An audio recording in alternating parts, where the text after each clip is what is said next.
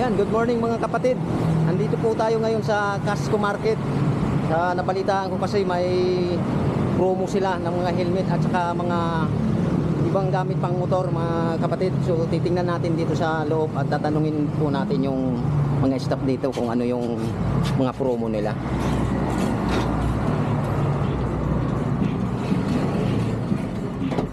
Yun, nandito na po tayo sa loob. Sir, good morning Sir Kevin.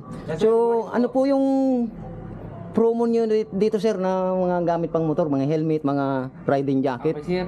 Sa ngayon, last day kasi ng promo natin ngayon, December 18. Ayun, buti naabot ko pa. Yes, sir. Bali, meron po kami tinatawag na trade-in. Yun. Trade-in gears, trade-in helmet. So, ibig sabihin, pag nagdala po kayo ng mga old gear nyo, helmet, so makaka-receive po kayo ng discount. Yun, mga ilang percent yun sir? Sa helmet, hanggang 25. Yung halimbawa, dadali na yung lumang-luma ng helmet. As in bulok, sir, warak. Ayun ang basag, pinakang maganda. Talagang natapon na, Oo. wala nang pag-asa, 25 yon sagad. Yun. Tapos sa gears natin sa mga jacket, ito mas mataas-taas ng konti. 30% po sa mga gears like gloves, boots, pants, jacket. Up to Ayun. 30. So, lilinawin ko lang sir ha. So, halimbawa, may dala ako ng helmet na Helmet. lumang-luma na. Luma. So, 25% po yung madi-discount ko? Depende Depende. sa price, sa kukunin kong helmet. Hindi, depende po doon sa dala nyong helmet kung ano yung status. Okay, okay. May category tayo, sir. Kapag talagang warak na, Oo. yun yung maximum naman pwede nyo makuha 25. Pero pagka yung luma-luma lang, may basag lang yung lens, walang foam, nasa 20. Yun yung Kasi 20. Halimbawa, pinakamadalas. wala nang visor, 20. 20. Halimbawa sir, basagin ko. Ano siya talaga, sir eh. Depende kasi talaga siya. Biro lang sir ha.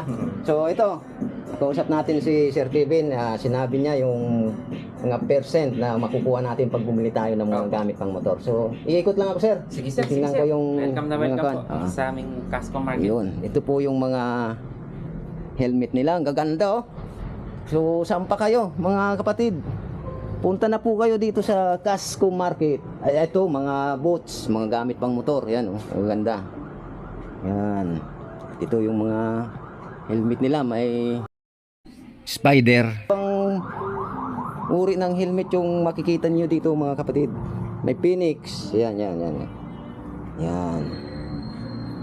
So, may nakita ako ditong medyo mamahalin na helmet pero napakaganda po nun. Ayan, ito po.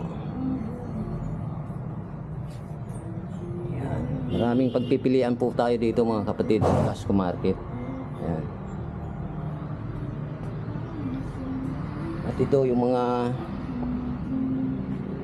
carburetor cleaner, yung mga pang linis nila oh.